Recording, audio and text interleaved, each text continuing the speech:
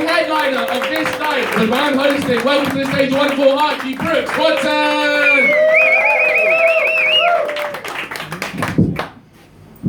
Anyone here who would consider themselves to have a best friend?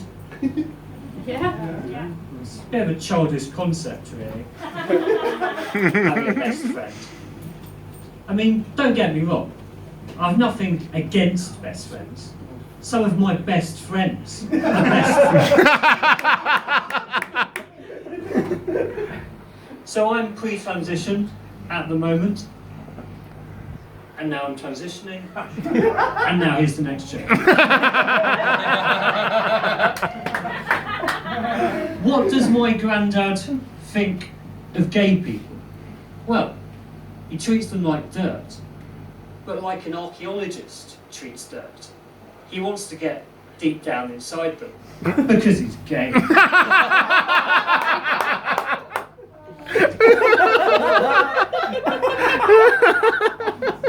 My granddad lives somewhere very Orwellian. He lives on a farm. Doesn't want too many animals on his farm. He's always separating some, so they don't start overbreeding. My granddad, he'll move anything that fucks. The phrase I find interesting is, look at what the cat brought in. Because it's always something negative, isn't it? I just think this is very unfair to cats. Because a cat can bring in something good. Like booming Egyptian tourism. You know the phrase, don't shit where you eat? Basically means don't sleep with your housemate because it can be awkward. Well, one of my friends didn't sleep with his housemate, but he did sleep with the identical twin brother of one of his housemates. So he wasn't exactly shitting where he was eating, but he was doing something akin to doing a shit onto a spinning fan, which was right next to the kitchen table.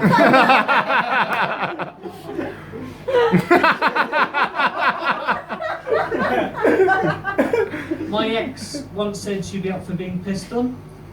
And the thing is, I just don't get why this is considered disgusting, right? Like, why is it that sex is literally the only situation in which urine is more disgusting than semen? Think about it. Just think about it. I mean, have you ever gone into a public toilet and thought, God, I wish that man was just wanking? So I was with my ex once, and we'd ordered KFC, and I was doing her up the bum. And I really like KFC, so I kept on alternating between her and the meal. I wanted to do both, and at one point, she just said, "This isn't working." And I was like, loosen up, have some poppers. I find a lot of my jokes about sex are just wordplay jokes in disguise, because I don't really have a lot of sex, but I do use words. One of the most exciting things I get up to is when I'm talking to someone and I substitute the word cheers for jizz, and no one is able to tell. Jizz. Another thing that I use jizz for, and no one is able to tell, is a game of hangman. The word has 2 Z's. No one's guessing that fucker.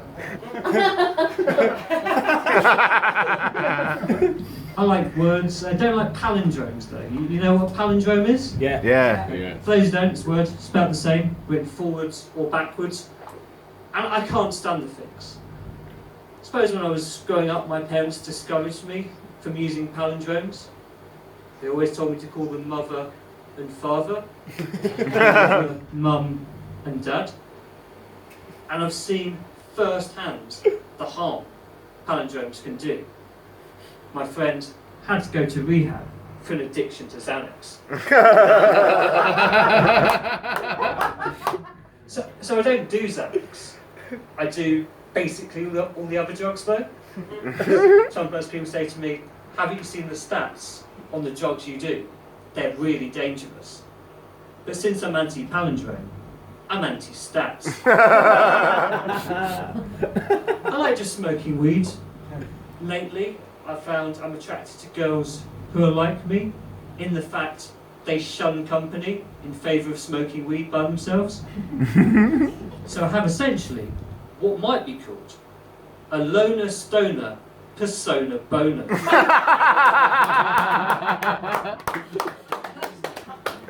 I was online recently and someone told me I looked like I had the face of a paedophile and the body of the kid the paedophile fucked.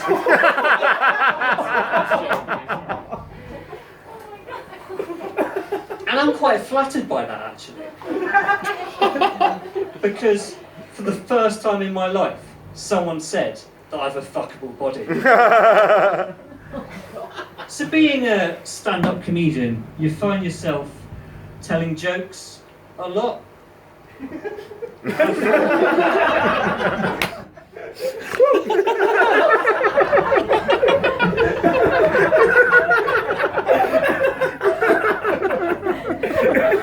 I thought, why not mix things up a bit? Who here would like to do a quiz? You really have no choice. So the way it's going to work is I'll tell you 3 statements. They all relate to the topic of music, and I want you to raise your hand to signal whether you think they're true or false. Okay. First, music-related statement. Recent investigations suggest that on the night of John Lennon's death, John Lennon got shot, got high on a psychedelic, then died in that order. Who thinks that's true? Yeah. Show of hands. Okay. Who thinks that's false? Okay.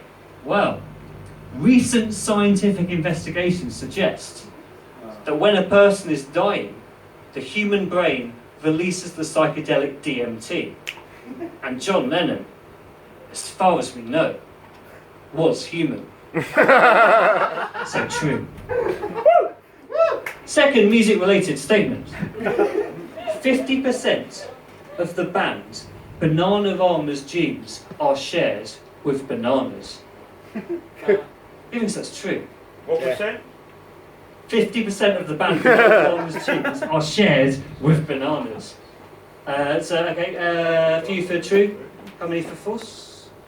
Okay, we have here something of a banana split. Well, it's actually the case. That 50% of all human genes are shared with most fruits, including bananas. And Bananarama, as far as we know, are human. So true. Final music-related statement. Elvis Presley's brother spent a year drinking dinosaur urine. Who thinks that's true? Who thinks that's false? Well, scientists have recently discovered that 99% of any glass of water has at some point passed through a dinosaur. So humans are regularly drinking dinosaur urine. And Elvis Presley's brother, as far as we know, well, he was stillborn.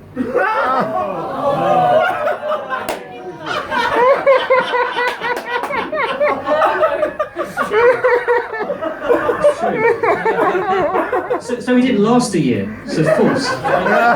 Cheers. Archie Brooks Watson! You wait all night for a good stillborn joke to come in. Give it up one more time for Archie.